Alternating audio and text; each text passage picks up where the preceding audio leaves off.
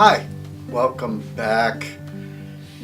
Last time we were talking about mediation and the mediation process. You raised the question of the orange story. Yeah, we had said that we were going to demonstrate that or tell that story on this segment.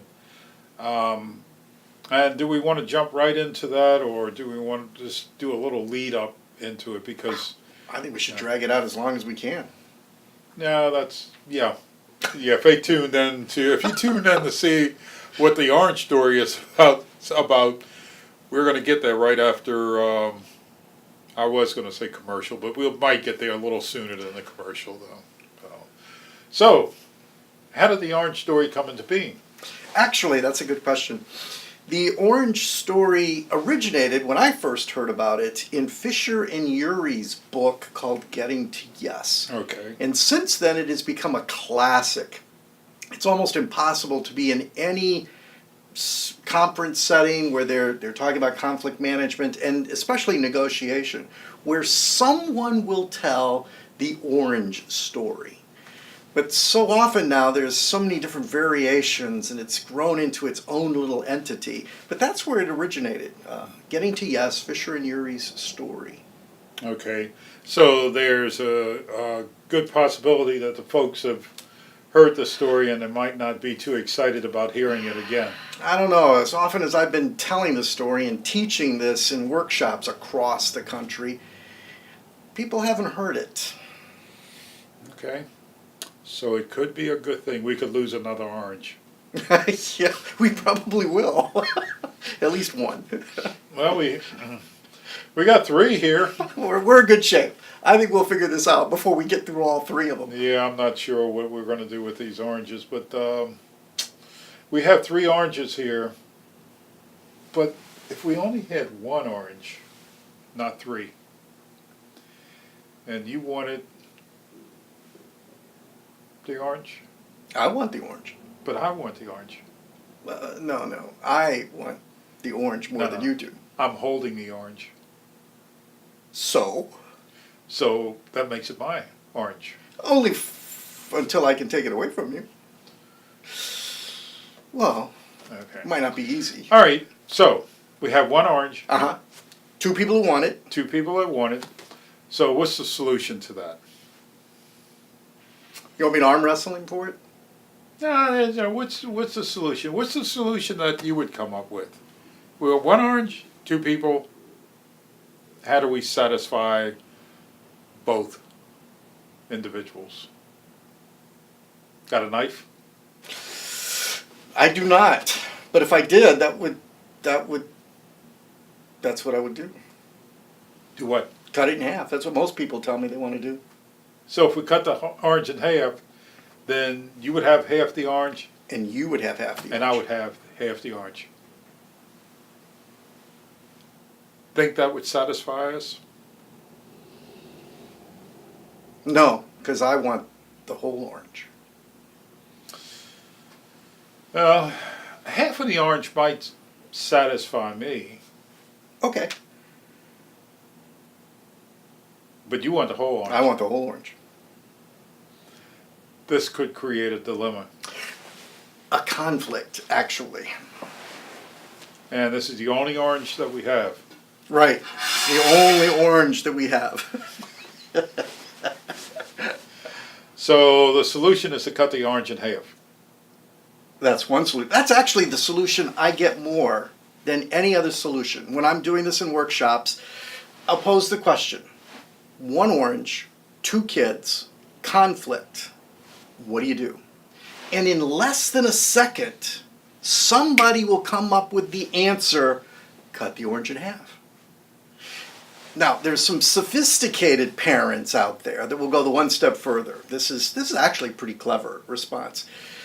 I'll let one child cut and the other child pick. That way they get some sort of equal balance there. I always wonder what a good idea it is to give children knives, but for the sake of the teaching a moment, one child cut, the other one picks. And that way, if the orange isn't cut exactly in half, by the kid cutting the orange, then the kid making the selection could possibly get the larger piece. Right. No one has an advantage over the other person. And both kids are satisfied. They both get half an orange when they Yeah. someone could have had a full orange. But they got half an orange. Well, Each most parents would be happy with it. You know, you got half an orange, deal with it. Live with it, that's all we got. We've only got one orange. Yeah. And see, most people approach this from the perspective of a resource problem. We don't have enough resources to go around. Enough for each kid to get a whole orange. Right, so we'll cut it in half. Okay. Organizations do that, companies do it. We don't have enough money in the budget, so what we're going to do is we're going to cut the budget in half. You get some and you get some. Okay. Therefore, problem solved. Well, half an orange might solve my problem. I'm hungry. I want the whole orange. What are you going to do with it? See, now there's where the distinction between problem solving and need exploration. Well, the orange is Comes only in. good for one thing. You know, it satisfies my hunger. No. That's not true. There's another use for the orange? I've got another use for that orange. I need the peel. I don't need the inside. And I want the inside. Okay, tell you what. If I gave you the inside, would you give me all of the outside? Well, if I had all of the inside, then that could satisfy my hunger than just having half of the inside. I'm not hungry. I don't even like oranges. So I get my half of the orange, I peel it, and give you the peel. Right.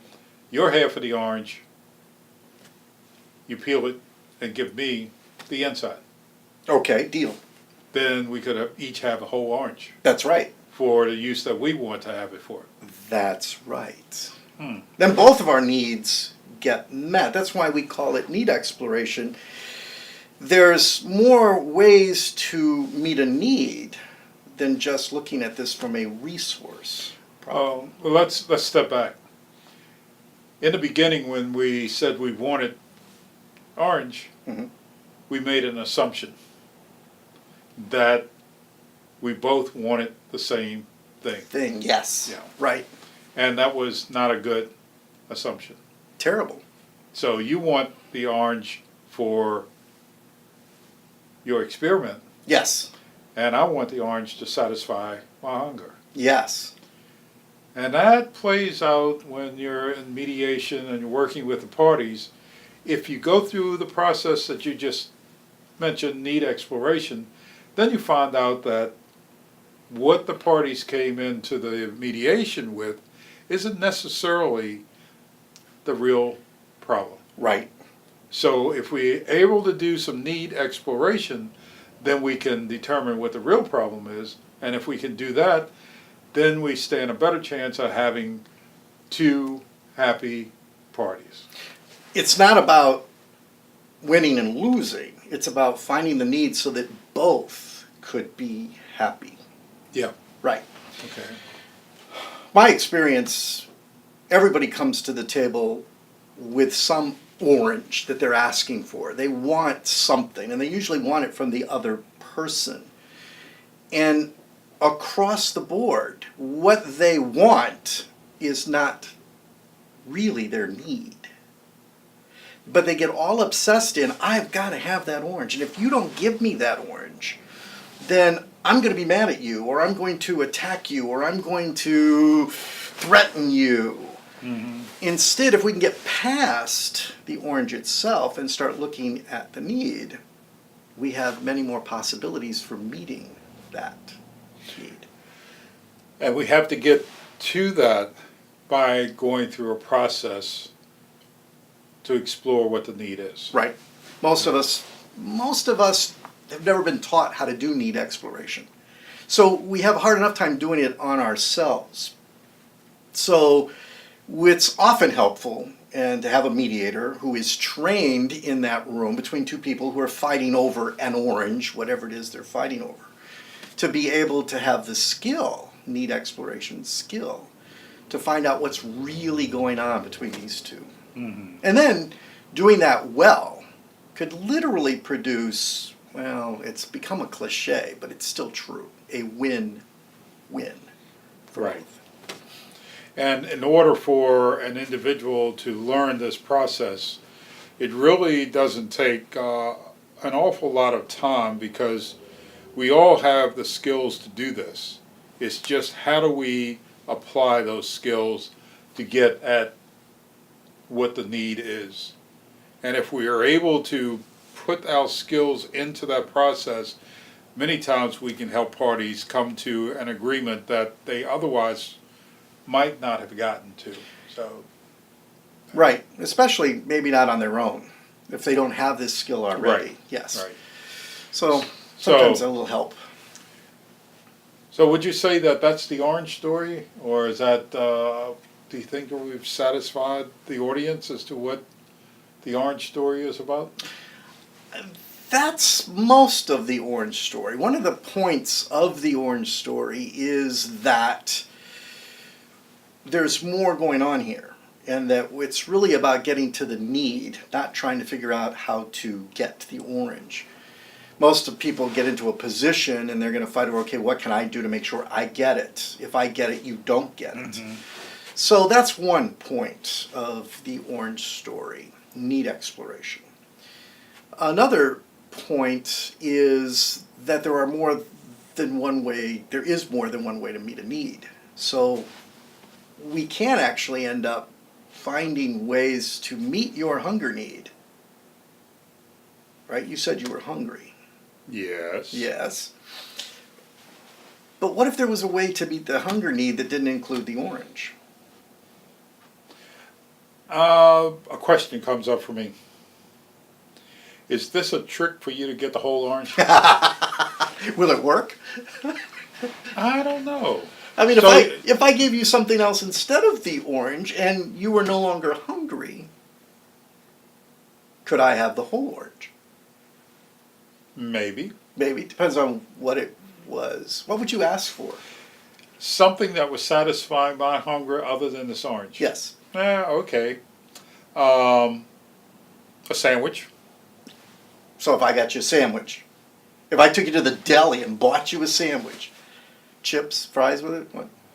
Yeah, all of that. Well, that certainly could satisfy my hunger. Sure. Okay. Or, we could have pizza. Okay. That could do it. All right. And we could keep going. We could have hamburger, hot dog, candy bar.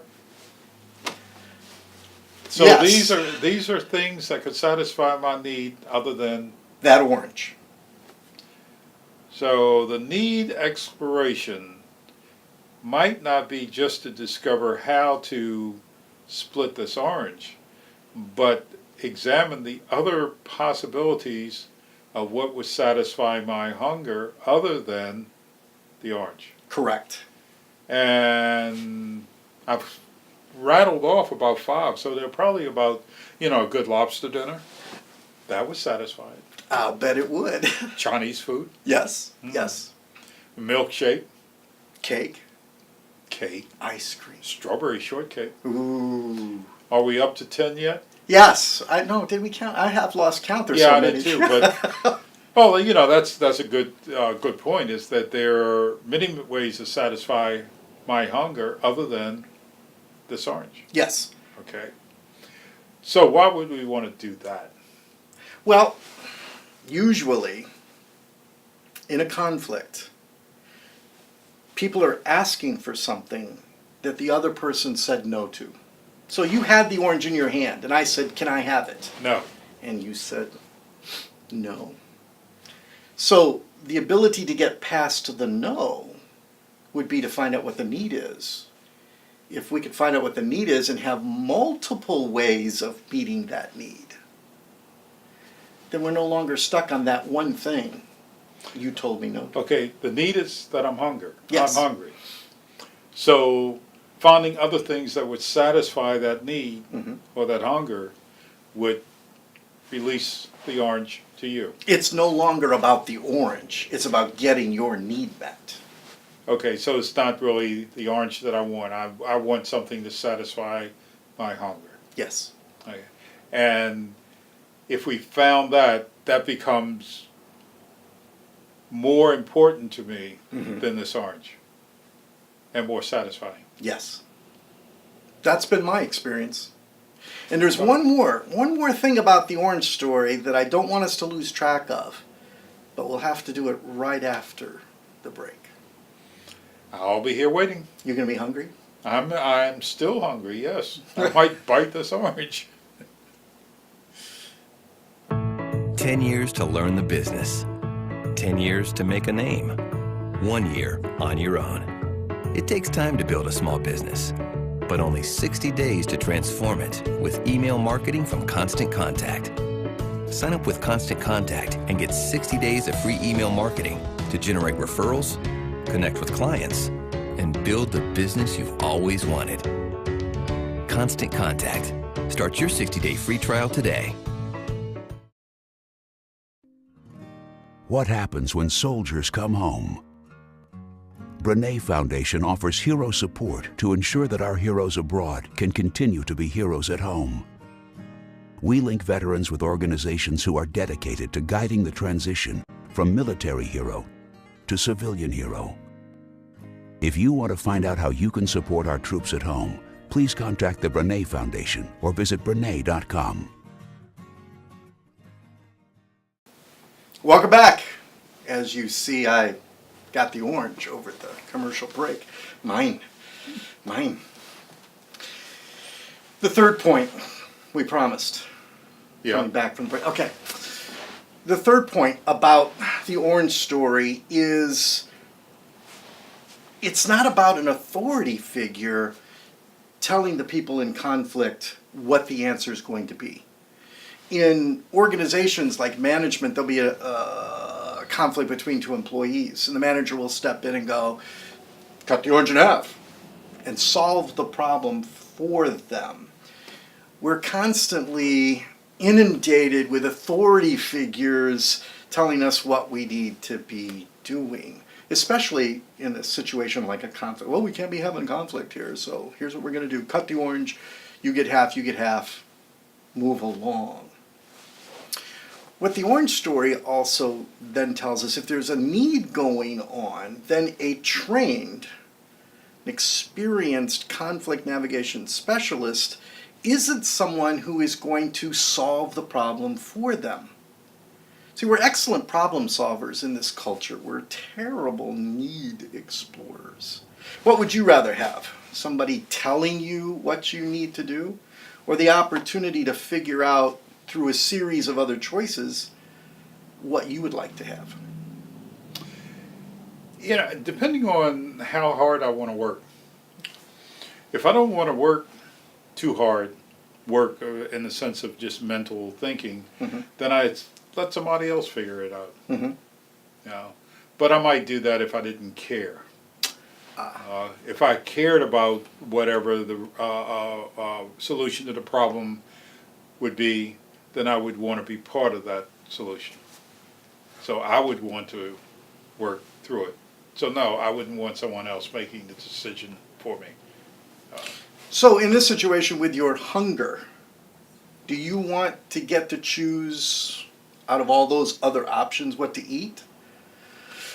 Yeah, certainly, because that would certainly be a lot more satisfying and enjoyable than, you know, the orange would work.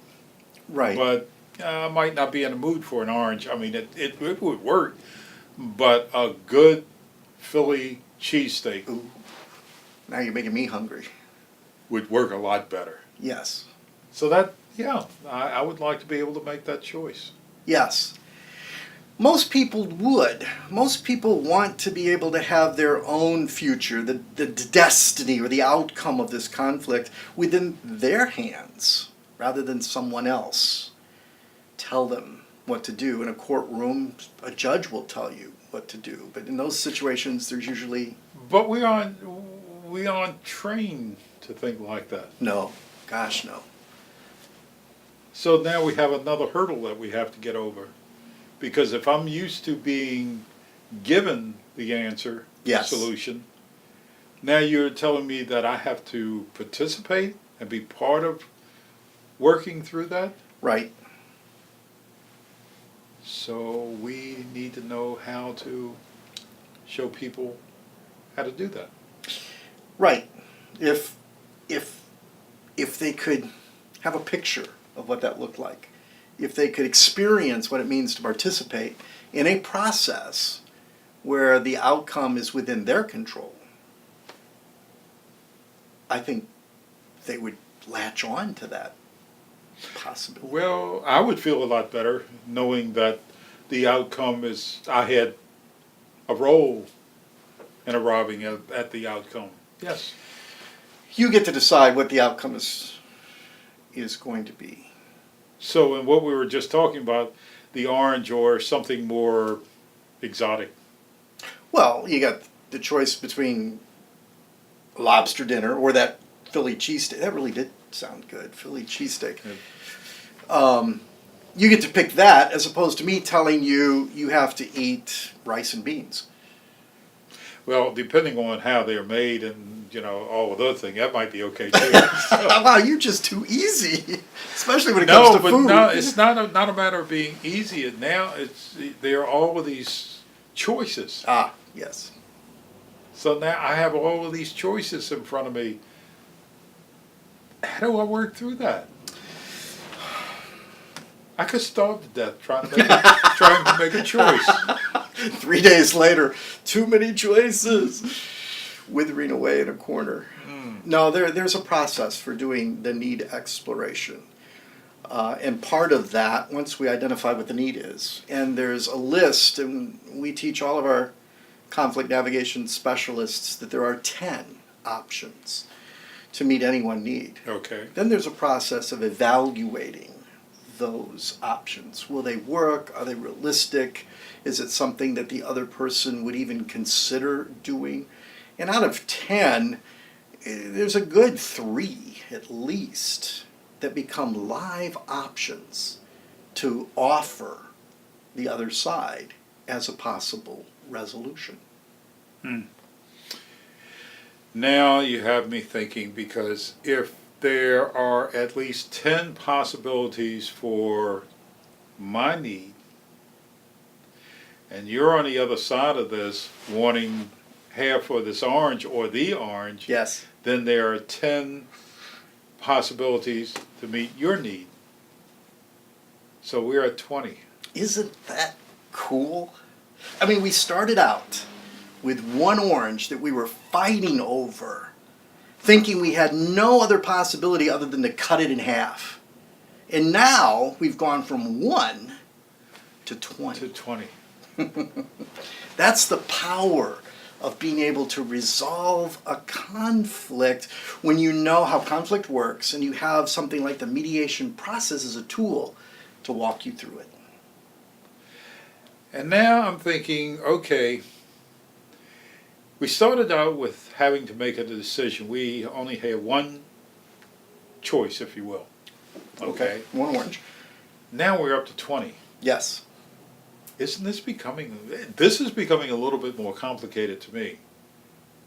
So I'm going to have to work through my 10 to see which one comes up for me, which solution comes up for me. True. And you'll have to work through your 10 Yep. to see which one comes up for your solution. So it's 10 for each one of us, but 20 total. And as we're working through this prospect of the possibilities, is that number going to go down, or is there a chance that that number is going to increase? You know, the whole brainstorming process of coming up with the 20 and then walking through and evaluating them, there could be the possibility that we come up with other ones. You could sit there, I hadn't thought of this, but, this might work. And just the idea of crafting an offer could lead to more ideas. But the goal is to whittle it down to 2, 3, 4 offers that the other person would find appealing or that they would be willing to do. Like I did with you. If I gave you a Philly cheese steak, if I took you out, bought you a Philly cheese steak, the drink you wanted, the side that you wanted, would you give up the orange Absolutely. Absolutely. See. So, And I may have 3 other possibilities back here, but if I found the one, when I found the one, I get what I want, you get what you want, we both walk away happy. that's pretty neat. But only if you know how to do it.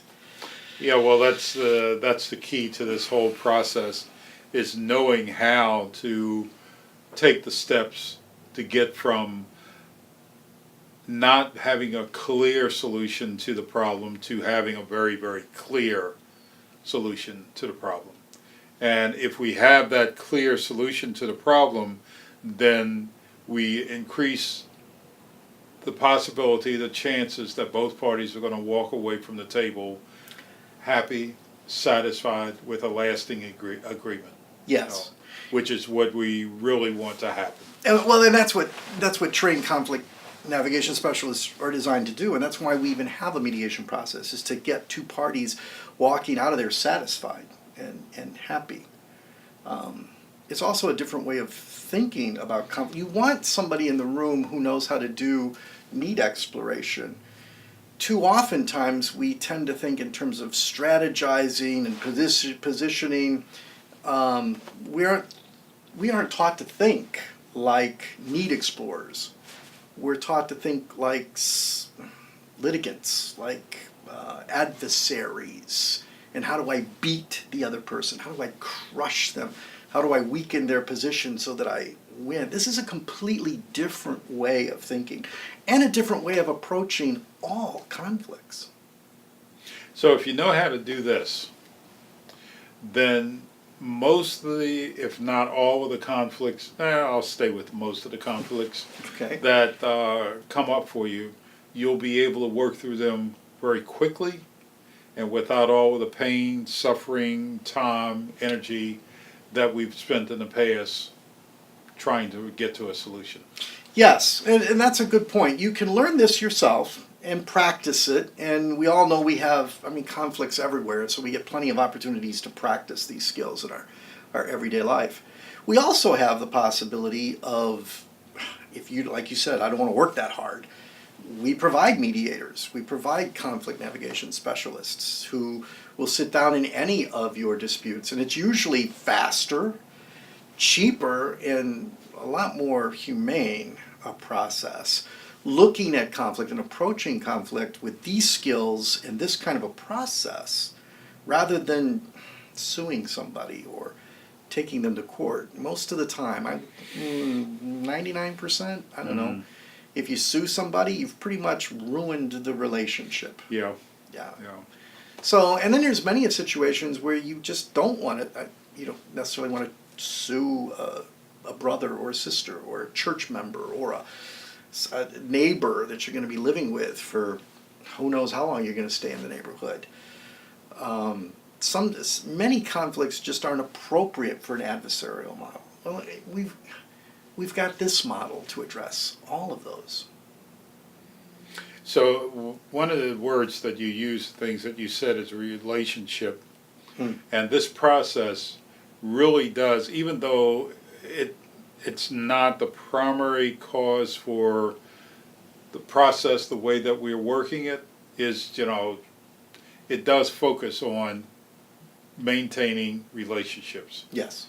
So that if you have, as you said, neighbors or relatives that come in, they have a problem, they're in conflict, if that can be resolved and maintain the relationship, then that just makes this process a whole lot more valuable than taking it to court. And think about this for a minute, because I'm going to ask you if you have a story for this. But it's been my experience, especially in workplace settings, where you've got employees that are fighting or arguing, that when applying this process and these techniques to it, improves the relationship, improves the team dynamics that's going on, can actually increase productivity and build morale. And it's not just about communication skills, it's about getting down to the person's need. I'm sure you've had an experience where there was a conflict that salvaged the relationship? There are probably, not probably, there are many that I've been involved with. And to say the one that would come up for me in the moment that I can share, there are actually several that are coming up where people just were not able to get along well enough for the work to be done. Mm-hmm. And just someone, the supervisor, the manager, or whoever, just telling them that they were going to do the job or else. Mm. It worked for a half an hour, maybe a day, but nobody's really happy with that. Even the person who appeared to be the winner isn't happy with that. So when you work with the parties or the employees so that they can work through get at their issue, get at what their need is, and then work through that, then you end up with a better team. And you use this process, these skills in team building a lot. Yes. Yeah, and I know I haven't told you a story, and I will tell you a story, but we're going to save that story for later, and we'll be able to, because it's somewhat of a long story. Excellent. So no, we'll I save look it. forward to hearing it. Yeah. Okay, be happy to do that. So, and it looks like our time is about up, so we're going to have to get moving, and back in the car and off. See you later.